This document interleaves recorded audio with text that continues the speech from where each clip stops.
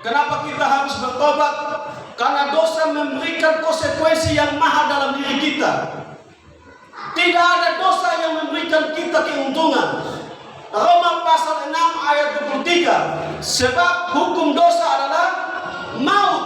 Tidak ada bonus spesial yang dapat dari dosa. Kenapa kita harus bertobat? Karena dosa adalah larangan dari Tuhan, dan dosa adalah konsekuensinya mahal bagi saya dan saudara. Mau orang percaya, mau pendeta, mau majelis, mau jemaat, kita semua harus bertobat. Sebab pertobatan itu menyukakan Tuhan dan membawa berkat bagi saya dan saudara. Amin. Tidak ada dosa yang memberikan dampak yang baik dalam diri kita. Tidak ada. Satu kali Yunus coba-coba keluar dari rencana Tuhan. Tuhan bilang, Yunus, lu pergi ke Niniwe, sebarkan Injil di sana supaya dia bertobat. Tapi ketika Yunus dalam perjalanan, Yunus mendengar bahwa perintah ini berat bagi dia. Niniwe di kota jahanam, kota kurang ajar, kota jahat minta ampun. Lebih baik api turun dari surga, kau mati habis semua di sana saja. Lalu Yunus berbelok, bukan lagi ke Niniwe, tapi dia lari ke Tarsis. Apakah dosa karena dia seorang nabi lalu dia lolos? Apakah dosa karena dia seorang pendeta lalu dia lolos? Tidak ada dosa yang lolos bagi saya dan saudara. Yunus boleh sementara merasa nyaman. Dia beli tiket ada, dia naik perahu enak, tidur dengan nyenyak. Tapi sampai tengah perjalanan datang badai yang besar, datang gelombang yang besar. Gara-gara satu orang punya perbuatan, semua dalam perahu itu mengalami musibah dan bencana. Saudara ingat, dosa memberikan konsekuensi yang besar. Yunus yang berbuat dosa, satu perahu itu mengalami masalah dan musibah yang sama.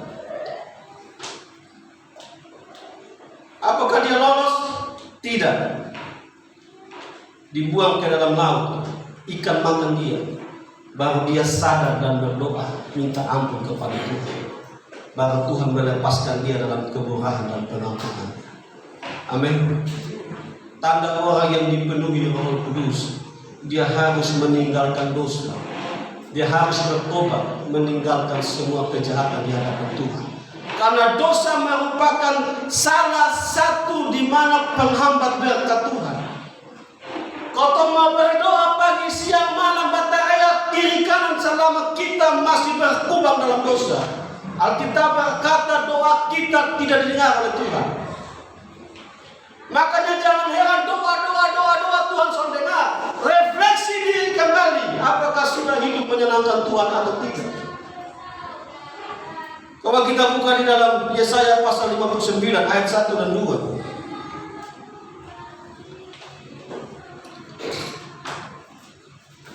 Yesaya pasal 59 ayat 1 dan 2. Dapat oke? Sesungguhnya tangan Tuhan tidak kurang panjang untuk menyelamatkan. Tangan Tuhan sampai kurang panjang, dan pendengarannya tidak kurang tajam untuk mendengarkan doa kita. Ayat yang kedua. Tetapi yang merupakan pemisah antara kamu dan Allahmu ialah segala kejahatanmu, dan yang membuat dia menyembunyikan diri terhadap kamu sehingga ia tidak mendengar ialah segala dosa saya dan saudara. Jadi mau berdoa pakai cara apapun juga, mau berpuasa pakai cara apapun juga, selama kita tidak benci dosa, selama kita tidak tinggalkan dosa, Allah tidak akan menjawab doa kita. Amin. Hari ini kita bicara tentang hakikat eksistensi yang penting dari pencurahan Roh Kudus. Sebab kadang-kadang kita terbius oleh hanya manifestasi roh. Kita merasa bahwa seolah-olah kalau ada manifestasi, lalu kita merasa cukup bahwa itu dipenuhi Roh Kudus. Tetapi sesungguhnya dipenuhi Roh Kudus, salah satu tanda yang sejati adalah saya dan saudara harus meninggalkan dosa kita. Amin. Amin. Yang kedua, tanda orang yang dipenuhi Roh Kudus. Ayat 42. Firman Tuhan berkata, mereka bertekun dalam pengajaran rasul-rasul dan dalam persekutuan, dan mereka selalu berkumpul untuk memecahkan roti dan berdoa. Ayat 46. Dengan bertekun dengan sehati mereka berkumpul tiap-tiap hari dalam bait Allah. Mereka memecahkan roti di rumah masing-masing secara bergilir dan makan bersama-sama dengan gembira dan dengan tulus hati. Jadi tanda yang kedua orang yang dipenuhi Roh Kudus adalah mereka hidup di dalam ketekunan. Ayat pada pasal ayat 42 dan ayat 46 memakai kata bertekun. Mereka bertekun. Kalau dalam pengkalimatan, dalam penulisan ada kata yang diulang lebih dari satu kali, maka itu merupakan sebuah penekanan dalam sebuah tulisan. Nah, kita menemukan dalam ayat 42 dan ayat 46 firman Tuhan berkata mereka bertekun. Nah, apa itu bertekun? Bertekun di sini dalam terjemahan aslinya memakai kata proskatereo, yang artinya yang pertama ketahanan dalam jangka waktu yang lama. Yang kedua memiliki fokus dalam ketekunan itu. Jadi terjemahan arti dari bertekun adalah di mana saya dan saudara memiliki ketahanan yang lama. Yang kedua, kita memiliki fokus dalam kehidupan kita. Artinya bahwa orang yang bertekun adalah orang yang memiliki dedikasi untuk kemuliaan Tuhan. Jadi tanda orang yang dipenuhi Roh Kudus, dia selalu bertekun dalam kehidupan. Amin. Kalau kita punya ruang doa, waktu doa, masihkah kita bertekun dengan doa kita atau tidak? Ataukah hari ini kita semangat kalau kita berdoa, atau kadangkala orang mau suka doa hanya pada waktu dia di dalam kesulitan yang paling mendalam. Makanya ada sebuah cerita yang saya sempat lihat di Facebook.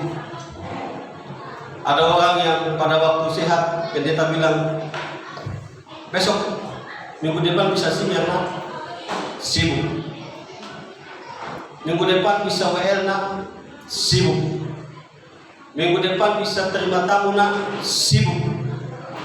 Minggu depan bisa doa syafaat nak, sibuk. Minggu depan bisa mesbah syukur, sibuk. Minggu depan bisa nyimpen yud, sibuk. Minggu depan bisa gereja, sibuk. Sibuk terus. Satu kali sakit, pergi dokter bilang lu waktu 3 bulan saja. Karena secara hitungan medis 3 bulan lu mati.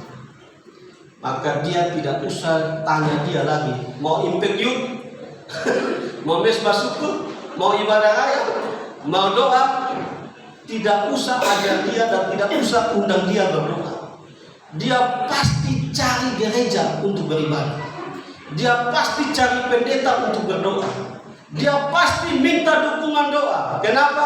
Dokter bilang 3 bulan dia mati.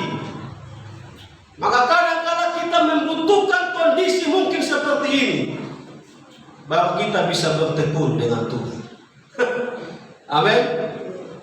Jadi kata ketekunan di sini Alkitab berkata mereka bertekun, berarti mereka punya ketahanan yang kuat dalam jangka yang panjang, dan mereka terus berfokus hanya kepada Tuhan. Nah, mereka bertekun dalam hal apa? Ayat 42. Yang pertama, mereka bertekun dalam pengajaran rasul-rasul. Jadi tanda orang yang dipenuhi oleh Roh Kudus adalah mereka yang suka dengan pengajaran rasul-rasul. Di mana pengajaran rasul-rasul? Dalam firman Tuhan dan Alkitab. Jadi salah satu tanda orang yang dipenuhi Roh Kudus, mereka bertekun, tapi bertekun di dalam pengajaran rasul-rasul. Mereka suka mendengarkan firman, suka diajar firman, dan suka merenungkan firman. Amin. Saya berikan kasih contoh. minggu depan ada ibadah seperti ini. Lalu di samping kita juga ada ibadah seperti ini. Tapi ibadah kita seperti ini, firman Allah. Di sana diundang, hadirilah dan dengarkanlah dan saksikanlah. Ada satu hamba Allah yang baru turun dari surga dan neraka. Dia akan menyaksikan bagaimana dia ke surga dan neraka. Kira-kira besok saudara pilih yang mana? Datang di gereja atau datang di sebelah yang dia bilang hadirilah dan dengarkan dan saksikanlah. Ada seorang hamba Allah yang baru turun dari neraka dan surga, dan dia akan bercerita tentang surga dan neraka. Kalau saudara dipenuhi Roh Kudus, saya percaya saudara akan memilih ibadah seperti ini. Amin. Sebab ketika dia datang bercerita, siapa yang bisa memastikan dia ada di neraka dan surga? Amin. Kalau soal surga dan neraka, baca Alkitab saja. Alkitab sudah menjelaskan secara rinci tentang surga dan neraka. Makanya kadang-kadang saya heran ada orang bersaksi 1 minggu bisa naik surga 2 kali, 3 kali. Itu surga aku mungsui. Itu surga kota Blolo. Kok dia naik surga turun naik enak sekali. Ya puji Tuhan, minggu lalu ketika saya bergumul, bahwa saya diangkat Tuhan naik ke sana. Saya lihat di sana ada. Lalu setelah 2 hari saya naik lagi ke sana. 1 bulan, 1 minggu dia naik 3 kali, 1 bulan berapa kali? Kalau saya yang jadi dia, saya sampai surga, saya sama Tuhan lagi. Amin. Kerinduan kita kan surga. Lalu kenapa sampai surga lu minta turun? Enak sekali, tiap hari naik turun surga. Tapi kadang-kala yang seperti ini juga, yang orang senang. Kenapa? Menyenangkan telinga. Tapi kalau pengajaran, kadang-kadang orang tidak suka. Apalagi kalau dia menampak dosa, apalagi kalau dia menegur kesalahan, apalagi kalau dia memberi peringatan. Menjengkelkan sekali. Tapi firman Allah berkata mereka tidak lelah dalam bertekun, karena mereka bertekun dalam pengajaran rasul-rasul, mencintai firman, menyukai firman. Karena firman itu kekuatan Allah dan firman itu kebenaran yang memang dibutuhkan bagi saya dan saudara. Yang kedua, mereka bertekun dalam hal apa? Dalam persekutuan. Apa itu persekutuan? Bapak Ibu, kalau dengar kata persekutuan artinya apa? Yang ada di benak kita. Kebanyakan kalau kita dengan persekutuan, maka kita tahu persekutuan doa. Apa itu persekutuan doa? Datang, duduk, menyanyi, menyembah dengan firman. Kan kira-kira gambarannya ada begitu, ya kan? Lalu kalau kita tambah lagi minta didoakan. Alkitab bilang mereka bertekun dalam pengajaran rasul-rasul dan mereka ada dalam sebuah persekutuan. Nah, kata persekutuan di sini yang disebut dengan koinonia. Koinonia itu apa?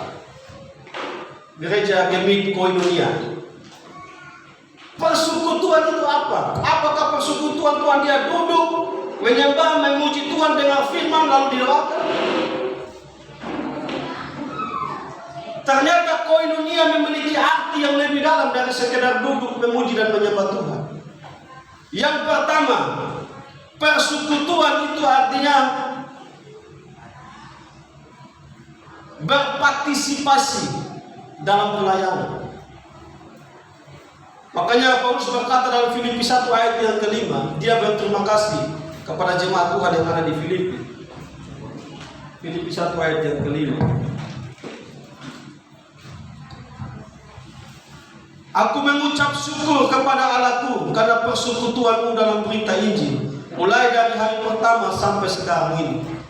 Paulus mengucap syukur kepada jemaat di Filipi yang terlibat berpartisipasi di dalam pekabaran Injil.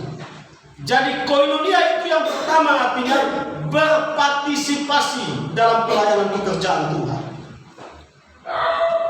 Jadi kalau hanya duduk menyembah Tuhan, memuji Tuhan tidak cukup. Karena arti dari persekutuan itu sendiri, saya dan saudara harus melibatkan diri di dalam pelayanan. Amin. Makanya Paulus berkata, aku mengucap syukur karena kamu terlibat berpartisipasi di dalam pekabaran Injil. Aku mengucap syukur karena kamu terlibat di dalam pelayanan. Aku mengucap syukur karena kamu terlibat di dalam memenangkan jiwa. Aku mengucap syukur karena kamu terlibat dalam tim pelayanan. Aku mengucap syukur karena setiap kita terlibat di dalam melayani pekerjaan Tuhan. Itulah koinonia. Itulah persekutuan. Bukan hanya duduk lalu kita hanya berpikir tentang diri kita. Bagaimana supaya saya selamat? Bagaimana supaya saya terhindar? Bagaimana supaya saya menikmati saja yang baik dari Tuhan?